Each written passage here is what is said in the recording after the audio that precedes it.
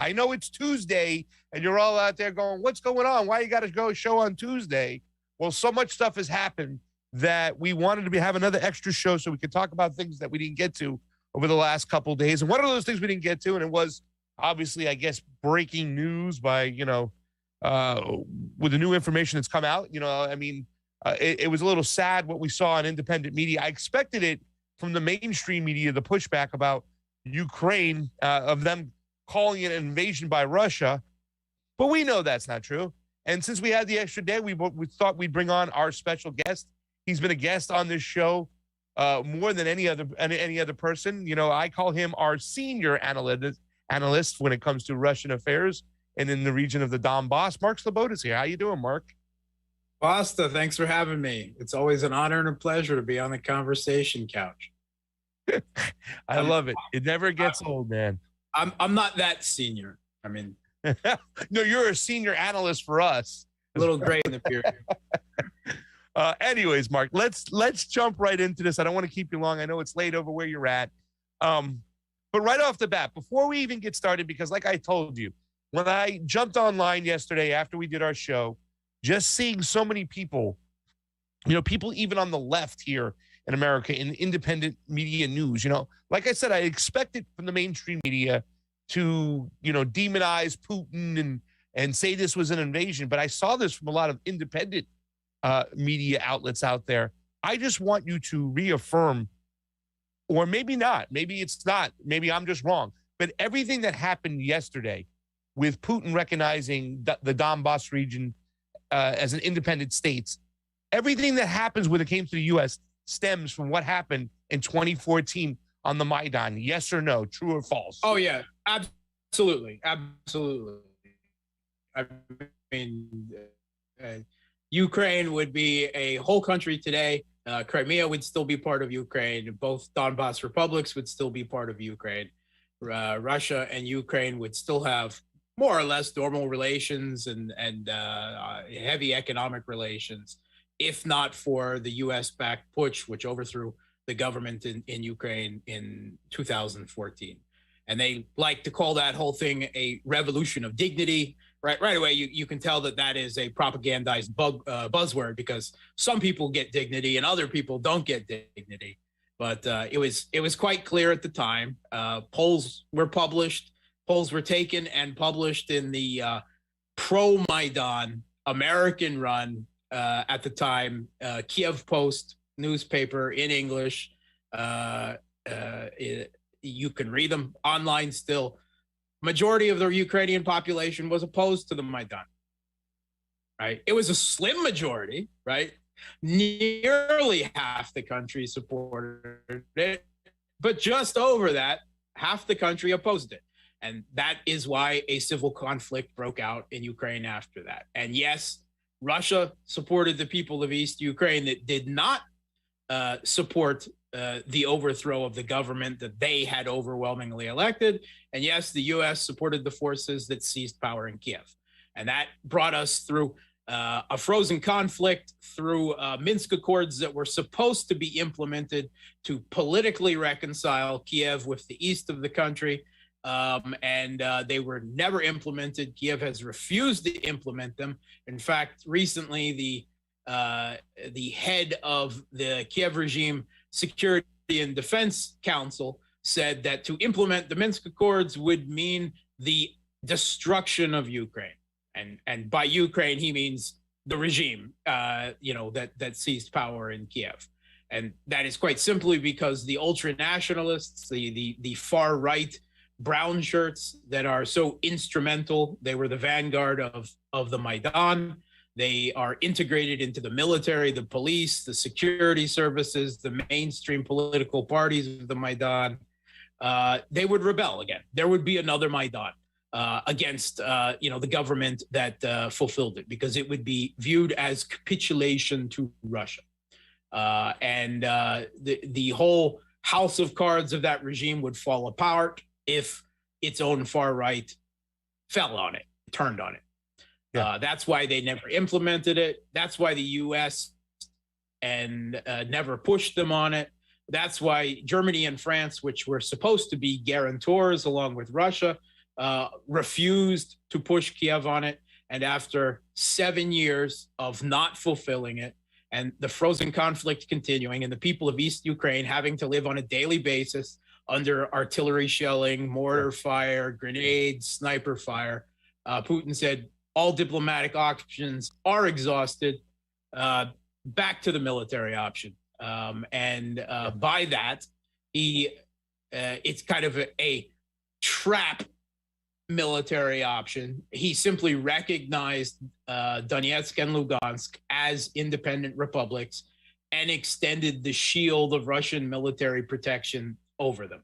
Before we get to that, though, but really quickly, Mark, I do want you to unpack, because the narrative in the mainstream media and on the interwebs is that Putin was aggressive as can be, and the Donbass regions were the ones who were the agitators and firing into Western Ukraine. Can you just, before we get into what exactly happened yesterday, can you describe life in the Donbass for the last 7 years since that government overturned? And has Putin done everything up until this point to try to mend things? Sorry to interrupt. Go ahead. Yeah, I mean, I think Putin has done things to try to mend things without, simply accepting what happened in Kiev in 2014. Of course, if he just accepted that and told the people of East Ukraine, just lay down, accept that your language, your culture is going to be, repressed and denied to you, that your political voices are not going to be heard, that your political parties will be banned and persecuted, then of course there would be a type of peace, right? It's the peace of the Odessa massacre, if you remember what happened in May of that year. But there wouldn't be, an international aspect of it. But Russia is not going to do that to the people of East Ukraine, and that would mean Ukraine. Well, it was happening already. Ukraine was undergoing de facto NATOization, i.e., they weren't being offered yet a formal membership action package, but they were on the ground. Being brought into NATO, right? The UK was announcing the building of military bases, of naval bases in the Black Sea and the Sea of Azov in Ukraine. Some 10,000 quote unquote trainers and advisors, NATO trainers and advisors were on the ground. Hundreds of tons of weapons and ammunition have poured into the country. Let's put the map up for while Mark's talking about these areas, ladies and gentlemen. Take a look at what he's talking about, because I think geographically where Ukraine is located, you can see it right here on the map, the Sea of Azov and Crimea and whatnot. So please continue, but I wanted people to see the map you had talked about. So Russia viewed the de facto NATOization of Ukraine as a security threat to them. And, the rhetoric out of Western governments is that Ukraine wants to join NATO. And by Ukraine, they mean the putsch that they helped seize power in 2014. Russia's position, and this was, clarified by Lavrov just in the last 48 hours, but that Russia does not consider that Ukraine right now, Ukraine does, but the regime in Kiev does not have sovereignty over Ukraine. They are not a legitimate government. They seized power and have repressed the political voices, the lives of the people of East Ukraine ever since. And until a political reconciliation by the Minsk Accords or something similar happened, then they don't. Russia does not recognize them as having sovereignty. That is why they, have finally, at the last resort, have recognized Lugansk and Donetsk as independent republics, and that is kind of a trap. That is a trap set and baited. One, if the Kiev regime military forces continue to shell Donbass, then or take other type of military action, then that will be an attack on a new treaty ally of Russia, and Russia will respond. And they will respond severely. There's also the issue of what are the borders of the new republics. Yes. Because the area currently controlled by the Donbass republics is only 1/3 of the total administrative regions of Donetsk and Lugansk. It is the most populous part of it, but it's only 1/3. 2/3 of them is actually in the hands of the Kiev regime. And when the independence of these republics is recognized, both the Duma and Putin spoke to it, the borders that they recognize as these independent republics is the borders that they say they have. And they say that their borders are the entire administrative regions of Donetsk and Lugansk, not just the third that they currently hold. So they have ordered the US-backed Kiev regime military forces basically to get out of our country, or what we say is our country now. And of course, Kiev refuses. They continue to refuse. Conflict starts, and Russia automatically gets pulled in. That is the trap set and bait. And Russia does have its military poised all around the country. In Belarus, in naval forces in the south, military forces, on the border with Donbass in the east. And in the last, few hours before we go to air, the president of Russia, Putin, requested from the Russian Federation Council, which is the equivalent of the U.S. Senate, for permission to use military forces abroad. I saw that. He received it, and now he will send military forces into Donbass to protect and to help enforce their borders. And basically, Kiev has the option of withdrawing from the administrative regions of Donetsk and Lugansk and ceasing all shelling and other activity. And if they don't, then it's war. I mean, it's that simple. Then there will be a full military intervention. I think a lot of people, by the way, I just want to stop you real quick, because I think a lot of people don't realize that even though these two regions have declared their independence and it's been recognized by Russia, you're saying 2/3 of it is still held by the Kiev-controlled government right now. So this situation is not even close to being resolved right yet. Oh, no. A lot of stuff on the table. Yeah. This is just the end of the beginning. The end of the beginning. Got it. Got it. You can, according to the regime in Kiev and its backers in the U.S., they have never, ever fired on the Donbass. They've never done anything. And they continue with the rhetoric like they have since 2014, that it's just those crazy pro-Russians killing themselves. Bombing their own kindergartens, right? I saw a kindergarten. They did it to bombing their own troops. Yes. Yeah.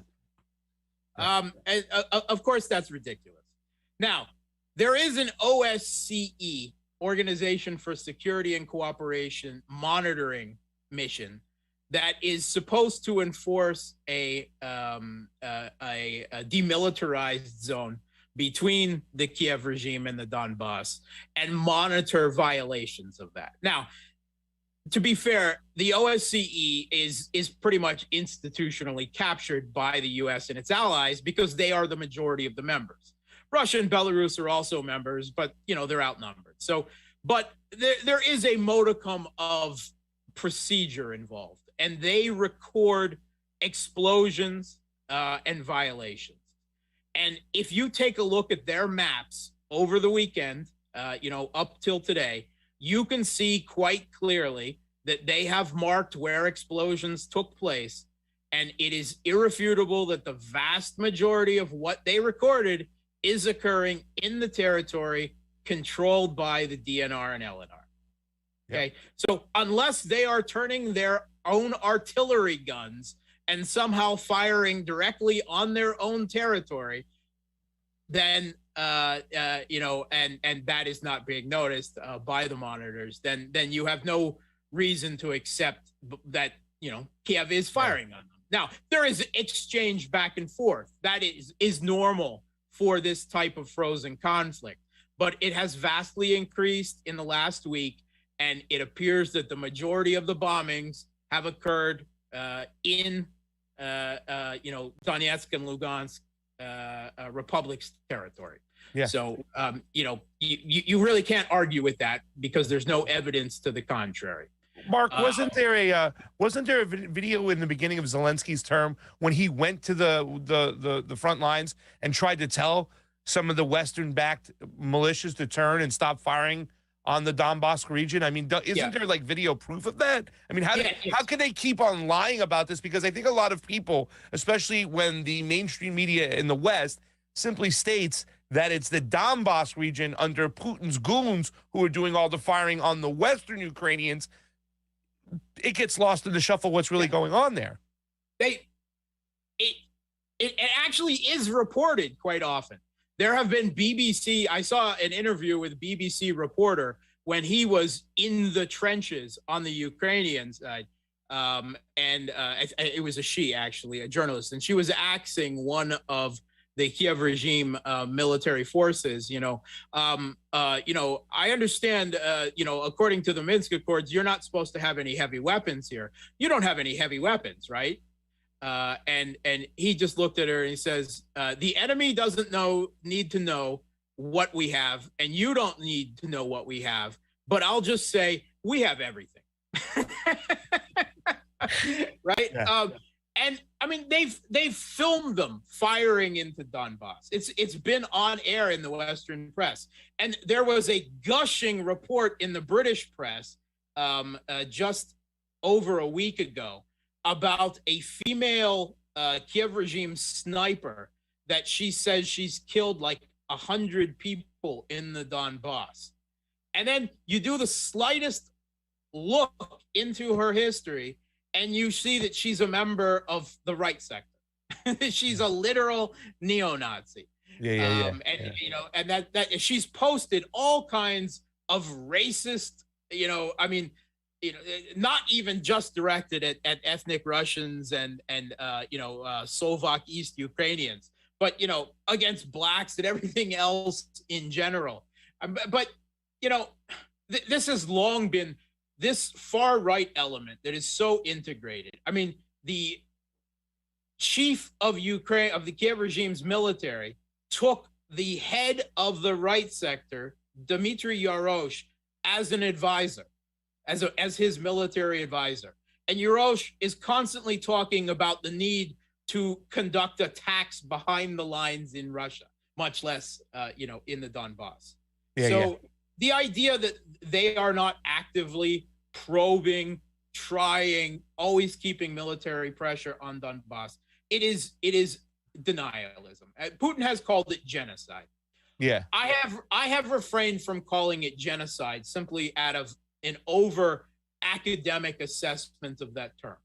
Now, to refresh your memory, the US claimed genocide against Gaddafi and even created this fiction about rape pills and so on to justify their overthrow of his government in 2011. Well, things are going pretty well over there now, Mark. That was not so bad.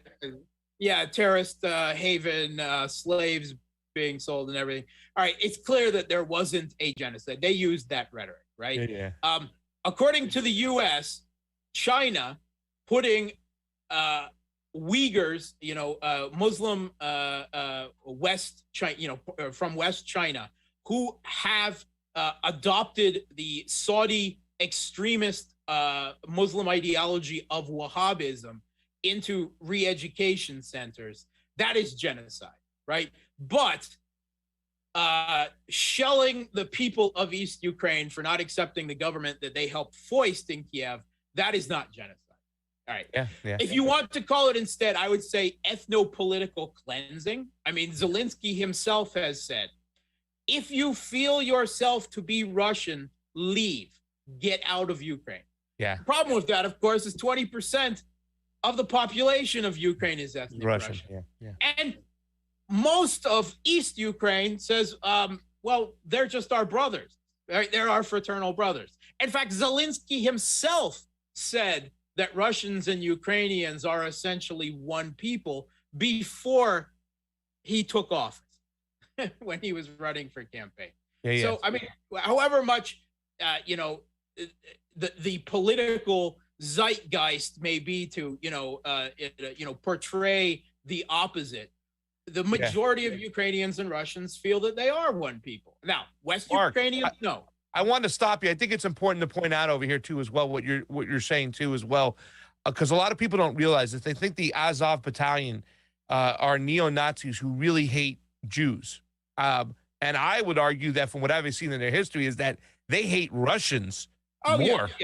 Yeah. I mean, this is the red herring argument that is always used is, Ukraine can't, have neo-Nazis because their president is of Jewish descent. Okay, well, first of all, that obliviates the whole history of Jews who collaborated with Nazi Germany in the extermination of their own people, and the fact that Zelensky's own oligarch patron Kolomoisky was one of the biggest funders of these far-right battalions from the beginning of the Maidan on forward. But the truth of the matter is that Zelensky has become essentially a political hostage of the regime he inherited. Maybe he even believes it, in that type of ultranationalism himself now. But this is the devil's bargain that was always made. As long as this Ukrainian ultranationalist, far-right, Banderite fascists, whatever you want to call them, as long as the principal objects of their hate and violence was directed at ethnic Russians, Slovak East Ukrainians, right, nostalgics for the Soviet Union who, work in the factories of East Ukraine and so on, and leftists, then it's kosher. They're kosher. In fact, a former Obama official who was principal in formulating Obama's Ukraine policy, i.e. supporting the overthrow of the government, Evelyn Farkas, recently gave an interview to the Daily Beast. This was just a little over a month ago. Yeah. And she was asked about this, and she admitted, okay, well, maybe they're far right. Maybe they're worship Nazi collaborators openly and so on. But right now, the government, Ukraine, is in an existential fight for its life. And the ideology of these people does not matter. That is what she said. And you can read that for yourself. In the Daily Beast, And, hey, the ideology of, jihadists in Syria, Al-Qaeda and those allied with ISIS and ISIS before they were against them, their ideology doesn't matter. Right-wing death squads in Central and South America, their ideology doesn't matter. Literal neo-Nazis integrated in the military, the police, the security services, the political parties in Ukraine don't matter. Why? Because they serve U.S. geopolitical interests. Mark, flat out. That's simple. Mark, listen, I don't want to make this conversation about what I'm about to ask you. I would like to talk about it another time. But isn't there something to say that, and I tell a lot of people this after coming back from Central and South America, the right in America is different than the right in Central America, pretty much. You know what I'm saying? I mean, you're talking about actual death squads. When we're talking about in the Ukraine, we're talking about actual neo-Nazis. It's a little bit different than, a guy with a Make America Great Again hat on, drinking Meisterbrow on his porch that has zero power and just wants you to stay off his grass. I mean, the only reason why I'm bringing this up is because I want people to understand when you say right in, Ukraine, what it means to be with the neo-Nazis, that kind of thing. Is there something to be said about that? Oh, I mean, absolutely. And I think it speaks to the really pettiness of American domestic partisan politics, right? Everyone who doesn't agree with you in the U.S. is a fascist, right? Is a Nazi, right? I mean, the Republican base right now that regards COVID restrictions, those imposing those restrictions, asking them to wear a mask, they're Nazis, right? On the other side, you have the Democrats saying anyone, from the South, everyone who supports Trump, voted for Trump, is a Nazi, right? Of course, that is ridiculous. That is the absolute downward spiral to the cesspool of political discourse. But there are literal neo-Nazis in Ukraine, right? Yeah. Armed neo-Nazis who kill people, who have burned people alive in a trade union building, have committed all kinds of atrocities. And you don't have to believe me on that. Amnesty International and Human Rights Watch have even grudgingly reported on that. Okay. Yeah. And they always just say, oh, then they're a minority. If they're a minority, why are they integrated all throughout? Why are they teaching kids in Ukraine in schools to use weapons, little schoolgirls? Why do they compose the entirety of Ukraine's National Guard? Why is the number 2 in Poroshenko's party, Andrei Parubi, a literal neo-Nazi? Why did the Jewish descent president of Ukraine put a Hero of Ukraine medal on a right sector fighter, right?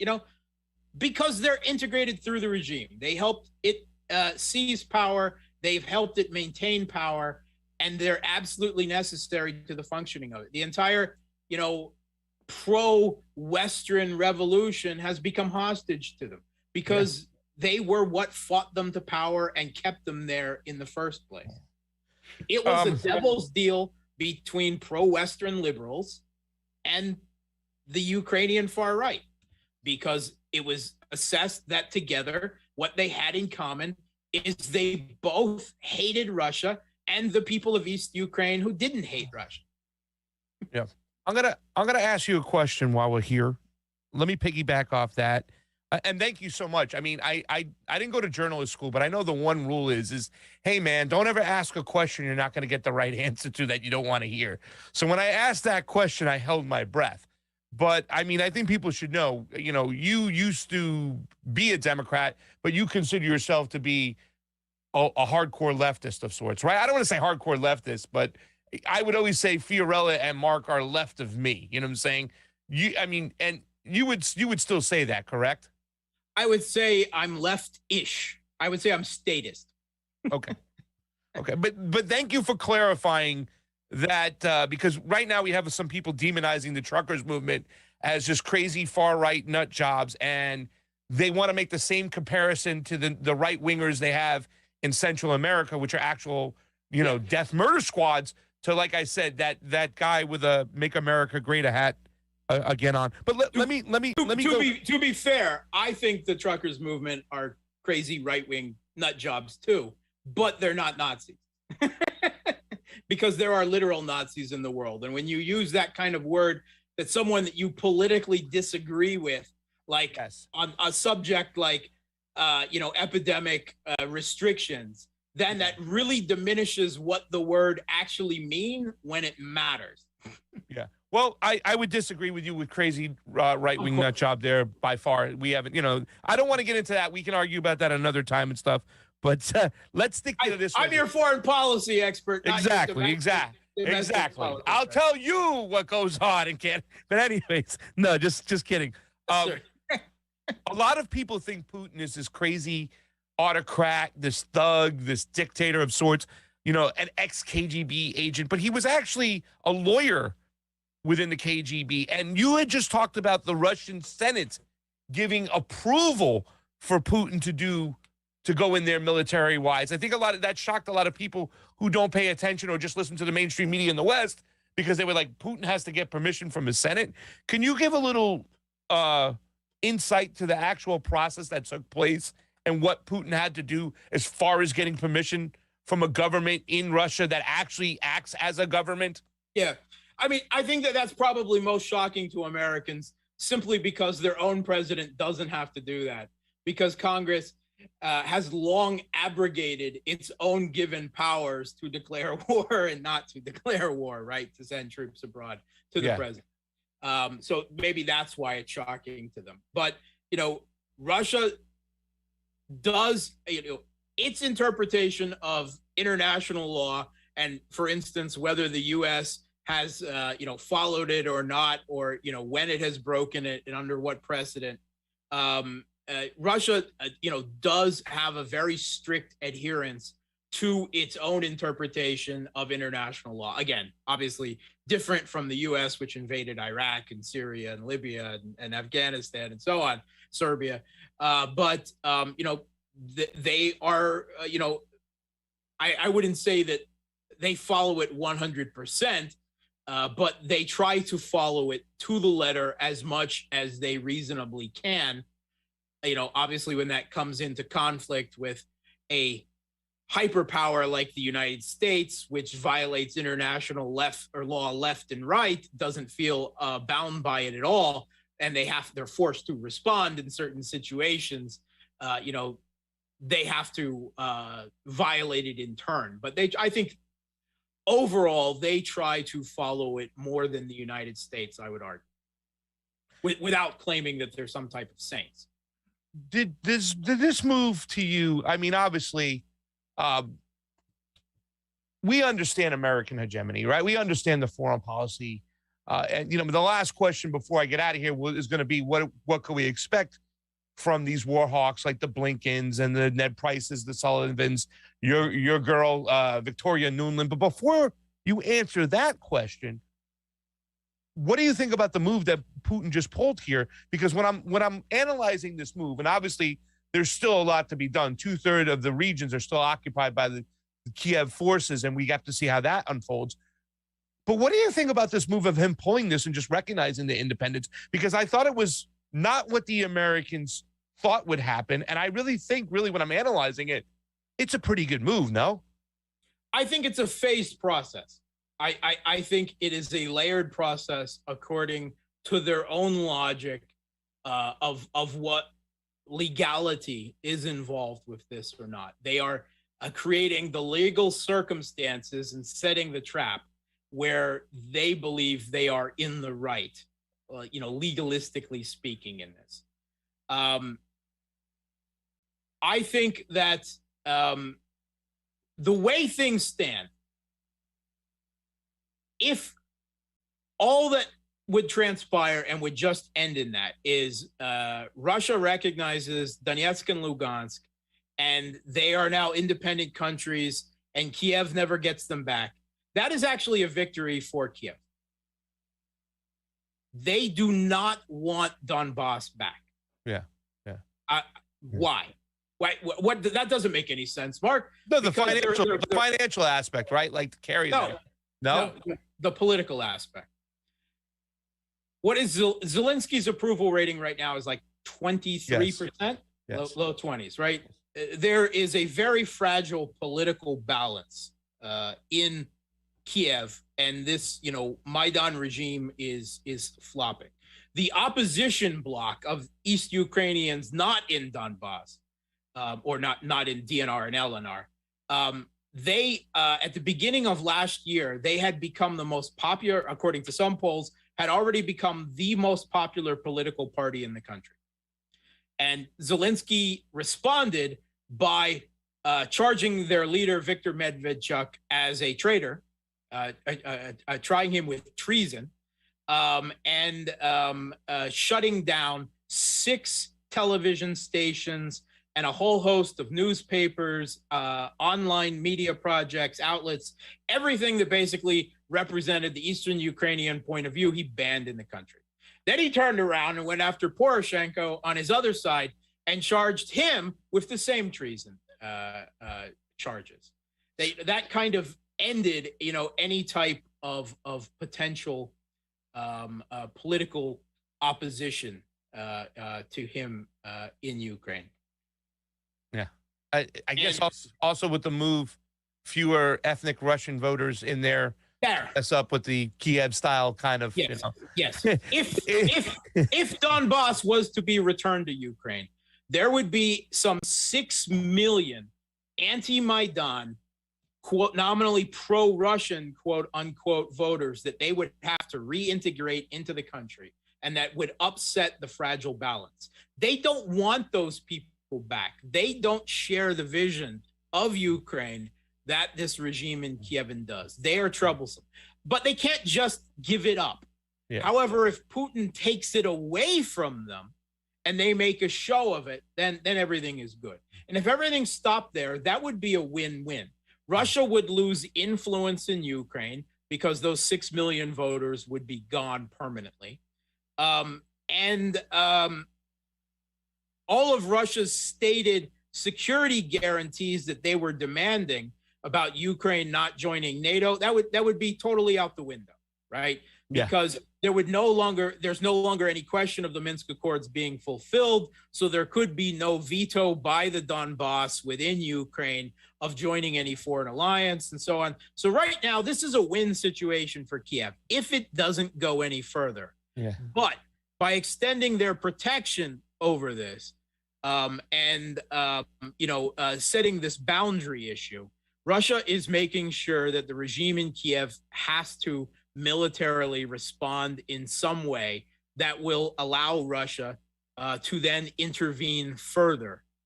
And personally, no one knows exactly, what the Russian government, what Putin is going to decide. I don't even know if he does for sure yet. I think, he always hopes against hope for some kind of diplomatic outcome, but I think everyone knows that's not going to happen at this point.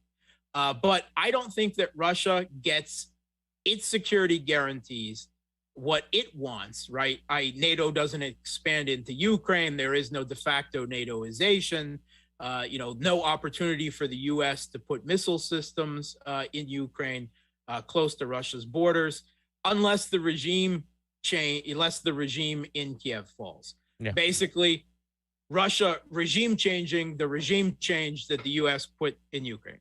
Yeah, yeah. It almost feels like it's if the Donbass goes independent and continues to go independent, which has just been recognized by Russia, that it's almost like a natural redistricting for the Kiev government. It's a domino effect. That will theoretically end in that whole regime collapsing like a house of cards, one way or the other. Well, now that we have the 2/3 still left of the Donbass region, which is still held by Kiev forces, we have that drama to play out. But with the Donbass region going independent and Crimea being part of Russia, it seems like geopolitically, maybe the Azov Sea, right, is the area where we're going to see a lot of hot spots and things heat up between Western Ukraine and those independent states in Russia. Is that where Victoria Nuland will now? No, I mean, the Sea of Azov is not a military area. For one, Russia controls all access to it. In fact, there was actually a treaty that is still in force between Ukraine and Russia that cedes Russia complete control of it because it is a very shallow sea, right? Okay. In places, it's only like less than 20 feet deep, right? You can't have any type of serious naval engagements. Got it. It's flat bottom boats in some parts and things. That's why, it's always a big joke when you talk about putting, Western military ships in the Sea of Azov. It simply could physically not even happen. I understand. But the Black Sea, right? That is still the potential for some flashpoints there. Yeah. But when the government was overthrown in 2014, the majority of the Ukrainian military of the Navy was in Crimea, just not in Sevastopol. When the government was overthrown, don't trust me, trust U.S. state media, Radio Free Europe, Radio Liberty, which did a report on that. 75% of the Ukrainian Navy personnel either defected or just quit and refused to follow orders from the new regime in Kiev. Yeah. On top of that, they took 75% of Ukraine's Navy along with them. Actual boats? Actual boats. In fact, the head of Ukraine's Navy defected to Russia. Why? Because they didn't agree with the change in government in Kiev. So there's not a whole lot of potential for naval conflict simply because the Kiev regime currently doesn't really have much naval assets. I mean, Well, they got billions in aid coming from the West. Maybe we'll throw some aquatic gear to them. Who knows? You know, we got some old aircraft. In 20 years, they might be able to build some shipyards if the U.S. kept delivering them hundreds of billions of U.S. taxpayer dollars. Yeah. It's like that's all they got is weapons now, and they got nothing else. It seems like they've been provided by the West. It's a sad state of affairs. Plenty of ammo. Yeah, plenty of ammo. Nowhere to shoot it. Mark, thank you so much. Hopefully we can see more of you. Are you still doing Sputnik stuff? What are you doing? I just did 4 Sputnik radio interviews today before you. So nice. Yeah, if I know Sputnik gets dialed down by Google down to nothing, but if you go to Sputnik and just go to the daily radio interviews or even just search my name, every radio interview I do will pop up, and 90% of them are on Ukraine and Russia. So, well, you are the man. So you say it? No, it wasn't an invasion by Putin.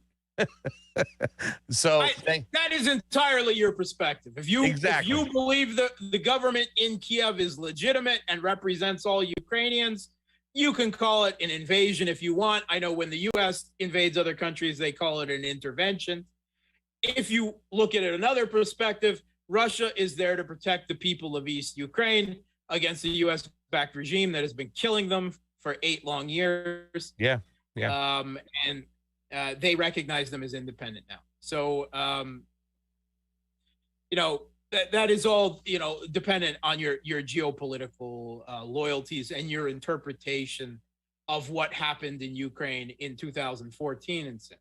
Yeah. Well, that's the problem is when you start talking to people about questioning why they think it's an invasion, they don't even know what happened in 2014. And we opened up the show with you stating most Western media reports start with, Russia annexing Crimea. Crimea, exactly. Yeah, right. Before and completely forget to mention that, less than 2 months earlier, the government in Kiev was overthrown with open U.S. support and no small degree of orchestration. Mark, get on out of here. It's great seeing you. Get some rest. Thank you so much, everybody. That's Convo Couch's senior analyst on Russia, Crimea, Ukraine, and Donbass events. But he's not a senior. Mark Sleboda. Cheers, guys. Love you, brother. Man, oh, man. Fam. You're here. How about that? Mark Sleboda setting the record straight. What do you think? He's absolutely right, 100%. And he's he's specifically in that area. And he knows what he's talking about. And everything you guys talked about just now is everything we've been saying, everything we've been trying to get across to a lot of these people. So, yeah. Well, I thought that was a great discussion. We can argue with him about the other stuff, though. He even said, he goes, you have me on here for but they're not Nazis. They're not Nazis. Crazy what? But the whole thing is, I don't know if you heard me ask him. I'm like, you're like Fiorella. You're like hardcore left. And he's like, he didn't deny it, but he kind of pivoted to something else. But yeah, I mean, yeah, that's okay. I mean, still, I think we've created a video over there, and I'm gonna collect all our Ukraine videos with Mark. This is now the 3rd one we've done, and put them out back into the interwebs so people can read and share them. Nobody even knows what happened in 2014. We opened up the show, fam. I asked them, I said, everything that's happening today, is it not a byproduct or a result of what happened in 2014? He said 1,000%. Everything we're seeing today is a chain reaction, a domino effect of what happened when the West helped overthrow the Western Ukrainian parliament, to help them overthrow the government and take control on the Maidan. That is why we are where we're at today, period. Right. That's why it really, really irritated me to no end when I saw the leftist independent media just completely get this so wrong. I was like, are you fucking kidding me? These people that have not paid attention, Pasta, we've been talking about this for a while, literally. And so it's really irritating seeing all these people like Kyle Kulinski and all these people from like, you know, TYT, it's expected, but like even people like just like people on the internet just going along with this narrative. And I'm like, it's like with COVID and with elections, you don't know what you're fucking talking about. And you look like a complete idiot. The, whoever runs the Gravel Institute, the Vanguard, let's put that up. All these people. Slide 16. Let's do it. Well, let's talk about it. Yeah. Really to tell the truth that, you know, we had Mark on first so that we can get the scoop of what's going on. And then we can respond to some of these people out there because, fam, you know, we were pissed at people on Friday, which we're going to talk about, the Marianne Williamson, the Seize the House thing. We're going to get your opinions and take on that. Then on Sunday, we were pissed again with people kind of like smearing the whole trucker situation and everything there. You know what I'm saying? But the people we were pissed off on Monday after we ended the show, I really didn't expect them to be there on this topic. It was really confusing. It was really surprising. It was really like, come on, man. And I got some of your tweets here because you so eloquently put it. Here's the Gravel Institute. And I ended up DMing the boys over there, the 3 boys that are still running this situation. I don't know if it's the 3 of them. Vladimir Putin is an appalling leader. The brutal conflict he is trying to sell to the Russian people will only hurt them, Ukrainians, and the world, fam. Okay, so first of all, your feelings about Vladimir Putin are irrelevant. I don't care about Vladimir Putin if he's an asshole, if he's a right winger, if he's a left. I don't care. That has nothing to do with the fact that what is happening right now are consequences of our U.S. interventionism and our backing of neo-Nazis in Ukraine in 2014. But they're of course, Vladimir Putin is, guess what? Vladimir Putin hates leftists. That's their narrative. Because Vladimir Putin said something against the left, so now, I have to go for my fucking ideology, right? That says, I must hate everything that is on the right. And even if he's right in this situation, no. So Vladimir Putin hates leftists, so he's demonized. So let's start with Vladimir Putin being an appalling leader, which your fucking opinion, I'm sorry, as an American on who Vladimir Putin is fucking irrelevant. We have nothing to do there. We've only made the situation what it is today. And then they go on to the brutal conflict he's trying to sell. That's the conflict the United States created. And Mike Gravel, like you said, we'll read it, was turning in his grave. Like, this is fucking ridiculous. They're using the same state narrative, State Department talking points that mainstream media and MSNBC are using. What's the difference then between progressives and liberals at this point, right?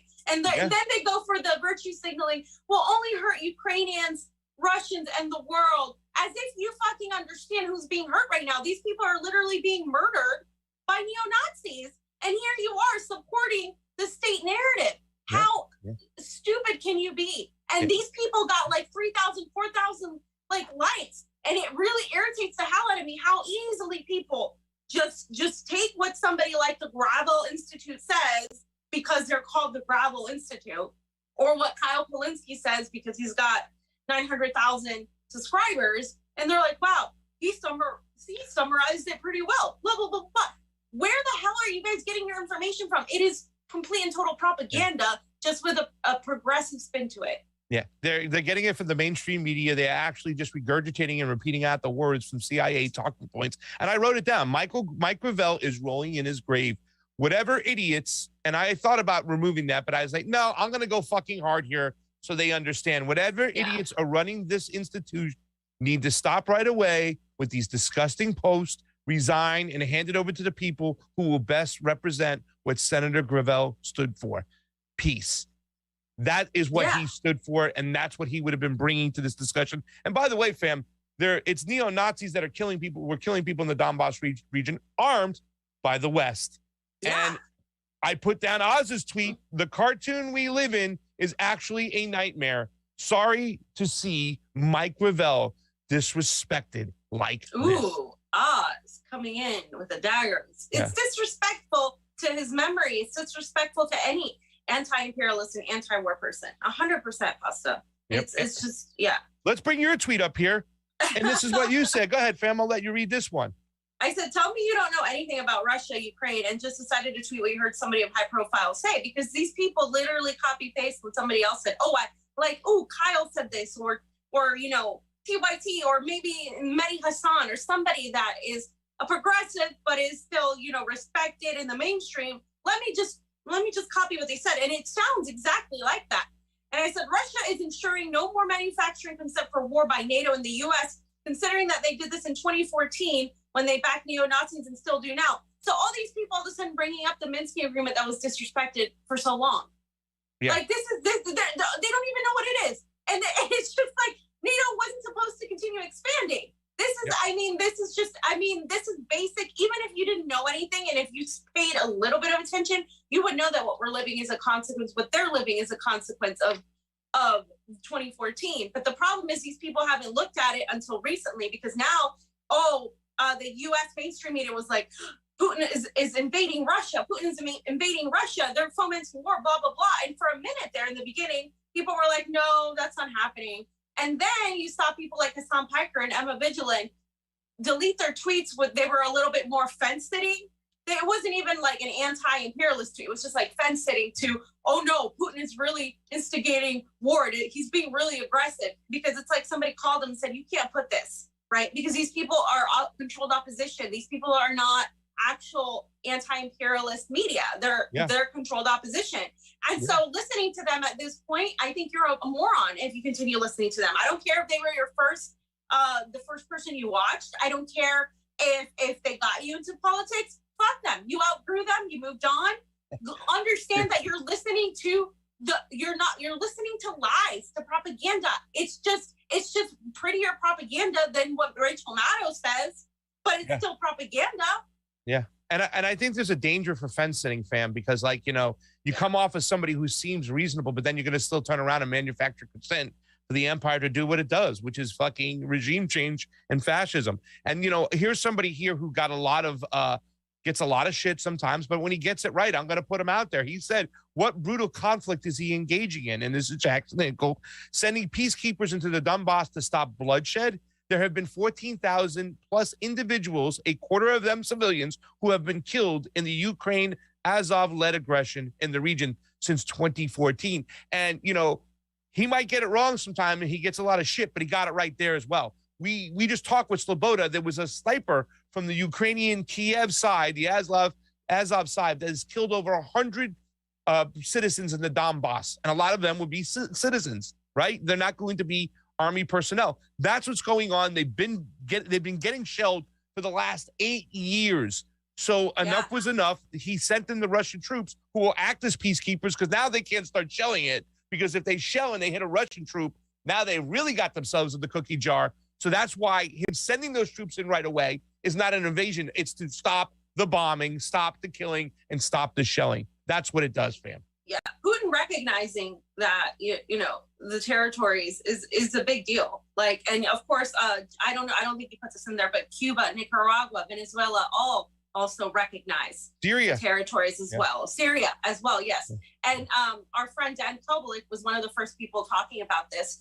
And so I just think it's important that people understand. Like, you can go back to our videos and look. We've been talking about this for years. This didn't just happen overnight. This isn't just Putin coming in, showing his aggressive power. That's how the media and progressive media, which is just basically liberal media for children, is painting it, right? And they're painting it like, oh, this is a conflict that Putin is escalating is to show his superiority to the U.S. and blah, blah, blah. No, because Putin is a right-winger just like Trump. Again, they try to tie back everything to fucking Donald Trump. Donald Trump hasn't been in power for almost 2 years now, and you're fucking tying everything back to Donald Trump. Yeah. Jesus Christ. They still do. By the way, Primo Nutmeg, or was Primo Radical now and stuff like that, he even put something out there. It says, it's a real travesty that after being publicly humiliated for repeatedly misrepresenting Senator Gravel about numerous things, you are still using his name after his passing to spout bullshit he would never say. You guys are the epitome of the term grifters. You know, I DM'd them. I said, enough is enough. Give it over to somebody. I said it in my tweet. I said it to them personally. I said, this is disgusting. Mike Gravel would never stand for this stuff. And here is Throne of Blood with this statement. You disrespect Mike Gravel and his memory. The United States has no concern for Russia or Ukrainian citizens. Their only concern is for war and profit, fam. And that war is a proxy war on Russia's border. And they put this into play in 2014, fam. Yeah. And you know what? That is the epitome of what it means to be a grifter. To continue capitalizing on his memory and to continue making money off his memory and not even saying the things he would say, not even standing where things he would be standing on. It's disgusting. It really is. I think people should really call them out and stop following them and stop, legitimizing them, because that's all it is. It's too many likes right now. Too many likes, and I hope people who follow Mike Gravel and they'll have something to say about that. Titus Polo says, so you guys are changing your name to the Kissinger Institute now? I mean, there's really little difference between what Kissinger and warmongers would say. I mean, seriously. I mean, you're advocating literal CIA state narrative talking points. Yeah. This next one. Oh, God. Oh, my God. Breaking. Russia invades Ukraine. All in caps, fam. All in caps. Oh, my God. And then put up Fee's tweet right after. Go ahead, fam. I'll let you go. Well, I was going to say, this is the way he put it on caps and everything is literally what CNN or MSNBC, this is what they do. They're like, look, and something so false. Russia invades Ukraine. There's no nuance to it. There's no understanding of it. And did you listen to his video, Pasta? Because I listened to a portion of it before I fucking I was like, wow. Oz did. Everything was, in fact, I wish I had one of our fams they clipped out a little piece of it. It could literally be like Pompeo's take on it. Like, it's just so bad. It was so bad. So I said, with progressive leftists like this, who needs neocons? Seriously. Who needs a neocon when you have Kyle Kulinski pushing this pro-war, just regime change bullshit, completely falling for the State Department narrative? And I think that's the point. That's the point. These people are controlled opposition. This is their role, and they're doing their role really well. So the full left is showing their whole ass on this. And I mean, I didn't restrain there. They're showing their whole ass on this because, there's been what Franco likes to call the great unmasking, right? He was like, it started with forced vote. It started even long before that, but there's just been unmasking of people. COVID, Donald Trump, the election, January 6th, all of that show this. This is yet another unmasking as to who's really understanding of really what it means to be an anti-imperialist. And their caveat is always like, well, you can be against, U.S. imperialism, but you can also be against Russian imperialism. But it doesn't apply in this case because Russia isn't the one with hundreds of military bases all over the world. And Russia isn't the one that started this fucking conflict. We did. And so you can't use that and say, and this is where they get the progressives. They're like, the Ukrainian people want peace. The Ukrainian people, and this is really, it's just cringy to watch, right? But it exposes just so many people. So many. And it's not really, I'm not trying to expose these people. I'm trying to expose the narrative. And listen, we were pissed off on people on Friday, and we're going to talk about that with the Marianne Williamson sees the house situation. We're like, why? Now you're just sending sheep to slaughter at this point. Why? We were pissed at them on Sunday, pissed at anti-imperialists for going at and just ruining this whole, or just painting a bad picture of what's going on with the trucker convoy, not talking about what it really is, not listening to people like Corey Mornstar, who's on the ground and stuff like that. And we were pissed at them.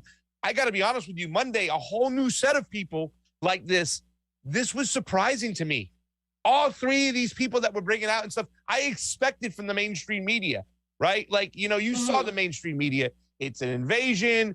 Putin doesn't care about the territories. He just he wants to subvert democracy and all this other thing. And the maniac, the ex-KGB guy is going on a terror, all this stuff. I expected for that. I didn't expect it from these people. And I really, to tell you the truth, I didn't expect it from the Gravel Institute. I didn't expect it from Kyle. And I didn't expect it from these guys over here too. The Vanguard. Putin should absolutely be called out for Russia's imperialist violation of Ukraine's sovereignty. That being said, for the love of God, it's not worth starting World War III over. The both sidings, the fence fucking sitting, that first sentence. What do you mean Putin should be absolutely called out for Russia's imperialist violation of Ukraine's sovereignty? Do you know anything that happened in 2014? Why we're here? They never even recognized that government in 2014, the Eastern Ukrainians, because they called it an illegitimate government. And guess what? It was. And we got 90%. 90% of the people voted for a president that got ousted and replaced by a U.S.-backed choice, right? And backed by the Azov Battalion, literal neo-Nazis. And you know what irritates me the most and why I got so mad? It's not that I didn't expect these people to have this take at this point, because I knew there's only so much you can cosplay, because I think Steve is with me here. When it comes to some of these people like Kyle Kalinske and the Vanguard, they have the right takes a lot of the time, because they look to where the popularity goes within the leftist movement, and they that's where they go with. But once there is nobody to really to look at, this issue is so deep and nuanced, and you have to literally know what you're talking about to actually talk about and not show your whole ass, then it's harder for them to mimic. And so that's why I think you could see who really does their homework and who really knows what they're talking about and who really just mimics. Yeah. And it exposed a lot of the people who just get their news from somebody else, from some other YouTuber who gets their news from some other YouTuber. Like they don't really look at the information itself. And so that's not surprising to me. But what is surprising is that they just show their whole ass on this, because I mean, like I said, 90% of the people in that region voted for somebody else. And so they're making this about Putin. They're making this about Russia's imperialism, when it's about our imperialism, U.S. imperialism. And then they deleted the tweet. They didn't say, sorry, we were wrong. They simply deleted the tweet. And then they made another tweet. Yeah, good, fam. I was just going to say, the thing is that, what they need to do is do what we did. We just had on Mark Sleboda. He's been on the show about 5 or 6 times now. He's an expert in that area. He just did 6 interviews today, okay, all about this fucking particular subject.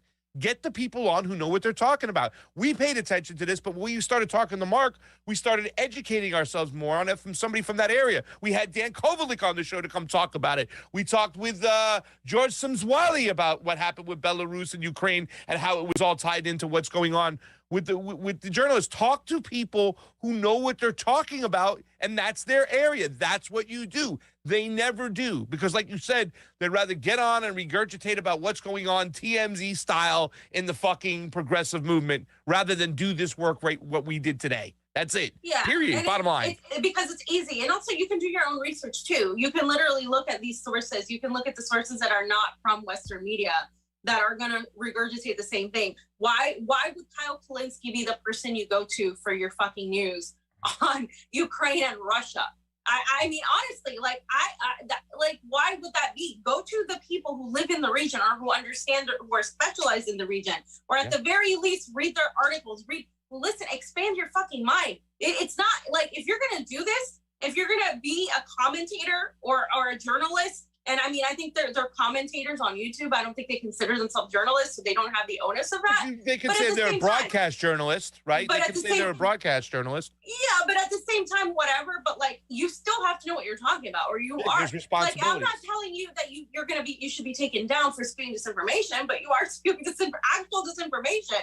You're not helping the progressive cause that you named your show after, the Vanguard. You're not helping this anti-imperialist movement when you're regurgitating State Department talking points. And again, it's it's the same fucking people that do a lazy job and have the most, they get so pushed by the algorithm and so revered by so many people, and it irritates the hell out of me. I'm like, why are you promoting people who don't even do the littlest tiny bit of research?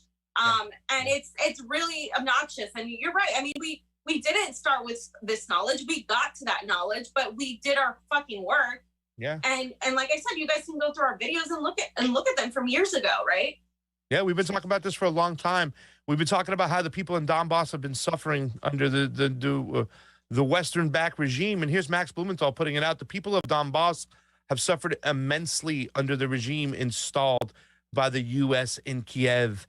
They've seen their language and citizenship officially eroded, Nazi militias placed on their doorsteps, and artillery shells rained down on their homes. It's easy to see why they are celebrating, and everything he put there is stuff we've talked about, stripping the language away. They've been killed. I mean, they've been murdered. I mean, this is the language too, though. pulling away the language and, you know, culture. Yeah. It's an ethnic cleansing. And again, I have to re-mention what Mark said. The caveat that somebody used against me was, oh yeah, how could they be, you know, a bunch of Nazis when they have a Jewish leader now in Zelensky? It's like, because this is about anti-Russian sentiment.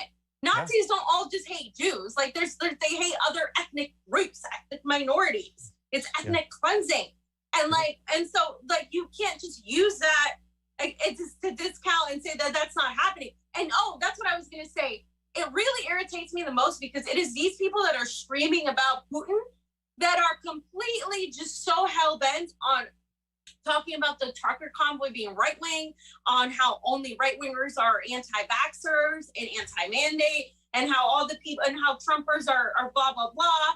And they just generally they're talking about the right wing when it comes to domestic issues in America.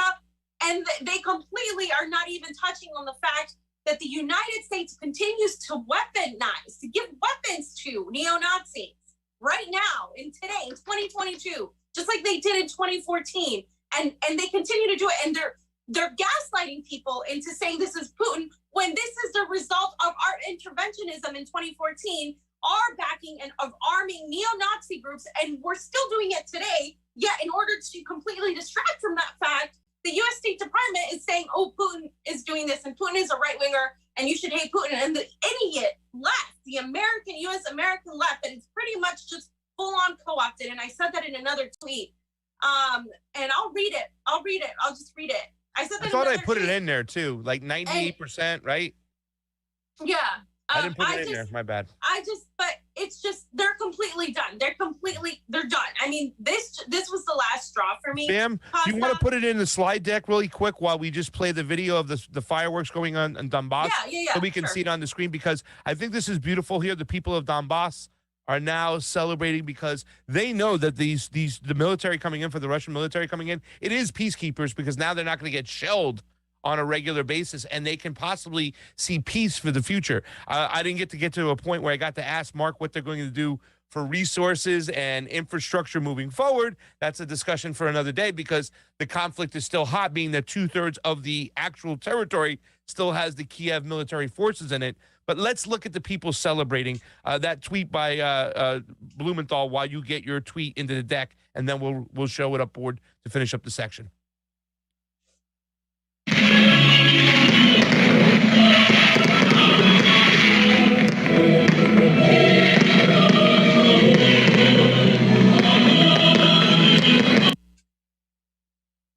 They get their own flag eventually. They'll have their own sovereignty. They won't have to be worried about, neo-Nazis on their doorsteps and being shelled. They don't have to worry about the language they speak. I'm hoping for peace. It's still, and like Mark said, this is going to be a win-win situation for both of them now, because now it's almost like a natural redistricting of sorts, where Zelensky and his crew, his peeps, can go and win their elections and control what happens in their part of the Ukraine now, of Western Ukraine. So it's going to be interesting to see what happens moving forward. Did you get it in? Yeah, as I put it underneath the video in the comment section right here, you can see there's a link. I just put the link there, if you can go to it. But I mean, they have every reason to celebrate. And it's still, like Mark said, this is not the end. This is the end of the beginning, because there's so much that can happen. And this is a very precarious situation that the United States has put Putin in. Because honestly, I don't know if I would have responded as amicably. Like, I was thinking this, I'm like, damn, like, he's really like trying here. And I'm not even like, I don't have the same ideology as Putin, Putin does lean more right. He's definitely more of a nationalist. But you kind of understand where that is coming from, where that nationalism is coming from, because what else are you going to do? It's funny, fam. Right now, there's Alex Rubinstein sent us that tweet today of the mainstream media, the MSNBC, or was it CNN? I think it was MSNBC. It was Chris Hayes' show. There was a substitute teacher in there, and pretty much now it's this attack on Tucker Carlson's a Russian agent, pretty much, and and Oh, he's yeah. awful. And look what Tucker Carlson's doing. Motherfuckers had John Bolton on their goddamn show. Like, really, this is the fucking, I mean, mainstream media, especially leftist mainstream media, has become a parody of itself at this point. Like, oh my God, Tucker Carlson's bad. He's a pro-Russian carrying, water for the Kremlin. That's liberal media. Yeah. Leftist media has become a caricature of liberal media. Like, they're essentially, there's really no separation between, like, those takes that we just went over from the Gravel Institute, Vanguard, Kyle Kalinske. I didn't even put TYT in there, but, Anna just met with one of these fucking Ukrainian, like, assholes.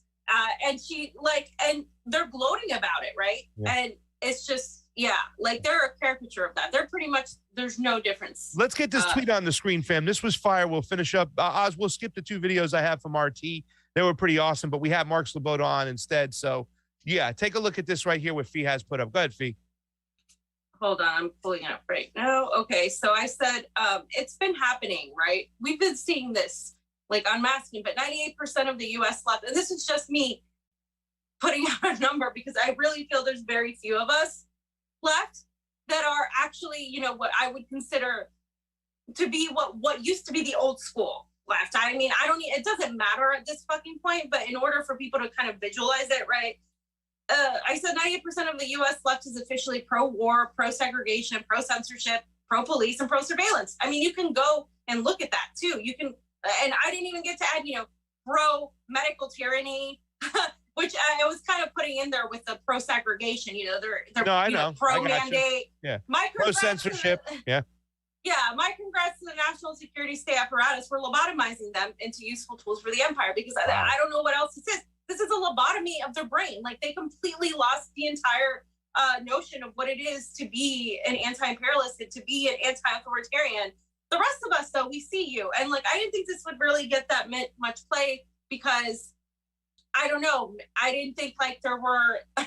I didn't think that many people were aware as to what I was talking about, but there's a lot, I guess there's a lot of people that are feeling like this about the current state of the U.S. left, with everything that's happening at every turn. Their attempt to still reform the Democratic Party, their attempt to, to minimize what the United States has done to Russia, what the consequences of what these people in the Donbass region are experiencing, like, with these neo-Nazis, like, everything that's happened with COVID, all of that, like, it's just so frustrating. And it just feels like people's brains were taken out. Like, I don't know what else. I mean, we've talked about the mass formation psychosis or neurosis or whatever you want to call it, but we've talked about that. And it really does seem like that. I mean, this is some sort of propaganda brainwashing, right? It certainly is.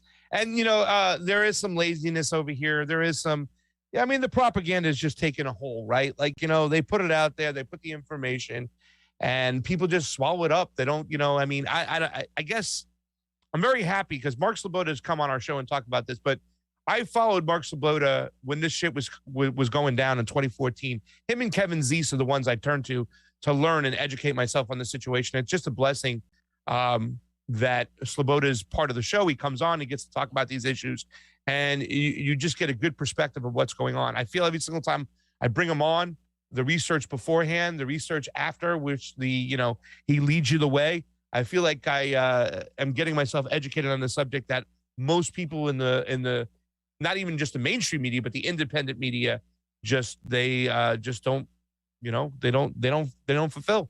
They just they don't. But it's also I'm also going to call out the audience members of these shows, because if I mean, people like to watch, like, in leftist media, they like to watch the drama, right? So, like, if you put out a video that says Kyle Kalinske is talking shit about Russia or something, that's going to get more views. But is it really going to go through the deep nuance understanding of what, like, Mark Sleboda just did, right? Of what you just went through with Mark and all of that, all of like, what happened and how did we get here and so on, right? And that doesn't get the views, but that should be what you're looking at. But people are lazy. Content creators are lazy. They see somebody get a lot of views. They're like, well, what do I have to do to get all these views? And so they recreate the same fucking bullshit, but it's not real information, because in order to understand something, you can't just start at the at the surface level, you have to start as to, okay, what happened? And this is, this, you could talk about this possibly for my acting days, but you have to know about the moment before. You can't just come in and just say, oh, okay, I'm this person and this is what's happening now. No, what happened to get you here? Yeah. And so and I think a lot of people in independent media, they miss that because they're so hyper focused on views and getting all this sort of attention. But that's not what we why we do what we do. So it's just it's just so obnoxious. And I'm having very little patience with people now. I'm like, why do you still, I straight up tell people, why do you still watch Kyle Kalinske? Why do you still watch any of these people? Why do you even pay attention to what these people have to say? And why do you give them accolades when they say the most basic, milquetoast thing that everybody else has been saying for 3 years? What? Why? Hello? Start understanding. It's not just hating. It's not jealousy. It's just start understanding why you're not getting here, because you're still in this dimension when you need to be in this dimension. These people are looking at things from a two-dimensional perspective when we're near the fucking goddamn fourth dimension. And you have to understand things from a different dimensional view. Otherwise, you're just an ant and you're looking at what's in front of you and what's next to you, but you can't see what's above you or what's under you. And so, and that's the problem. Well, fam, not everybody can be a fifth dimensional being like yourself. And like you said, it's an inside joke, guys. Yeah, it is. She's a fifth dimensional being, but it was 6, fam. Whatever. Okay. I'll give you 5. I didn't give you 6. Okay. But by design, it seems when it comes to the Russian-Ukraine situation, by design, the mainstream media starts off from Crimea, right? That's their jumping point. Yeah. By accident, not by design, a lot of independent media leftists, what we just observed right here, and this is why we kind of pointed it out, we're not pointing out the individuals, we're pointing out the behavior by independent left, supposedly. They start from Crimea, but not by design. And that is a problem. You got to go back. Or if you're climbing up the mountain, remember the old commercial? You must go higher, my son. You got to dig deeper. And that's where we're at.